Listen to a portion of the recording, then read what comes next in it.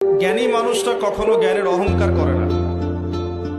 যার ভিতরটা পরিপূর্ণ সে খুব একটা বাজে না। খালি কলসি যেগুলো সেগুলো বাজে, ভরা কলসি যেগুলো সেগুলো কিন্তু বাজে না।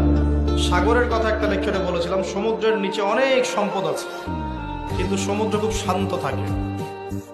যার ভিতর যত বেশি সম্পদ, যত বেশি জ্ঞান, যত প্রজ্ঞা, সে তত শান্ত বিনয়ী হয়।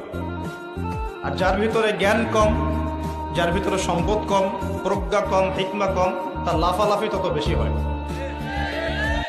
এখান থেকে যুবক ভাইদেরকে বলবো যে নাম্বার ডিলিট করে দেন, সবকিছু ডিলিট করে দেন। ইনশাআল্লাহ আপনার যে কোনো দোয়া কবুল হবে যদি আপনি জিনা ছাড়তে পারেন। আল্লাহ পাক বলেছেন ওয়ালা তাকরাবু জিনা, ধারের কাছেও যেও না। করোনা নয়, ধারের কাছেও যেও না। আর আমরা বলছি কাছে আসার গল্প। এরা কত বড় লম্পট, চিন্তা করে দেখেন।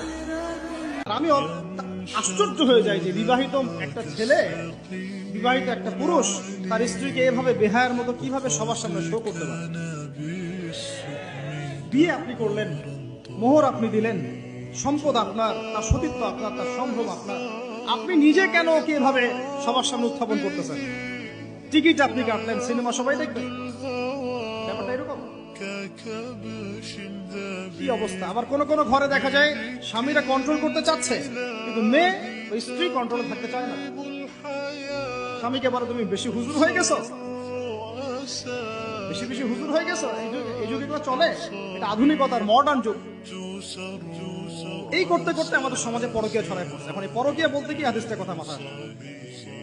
সেই লোকদের দেখো যাদের ভাগ্য তোমার চেয়ে খারাপ, সেই সব লোককে দেখো না যারা তোমার চেয়ে বেশি ভাগ্যবান। তারা হলে তোমরা আল্লাহ তাআলাকে স্মরণ করায় অবহেলা করতে পারো।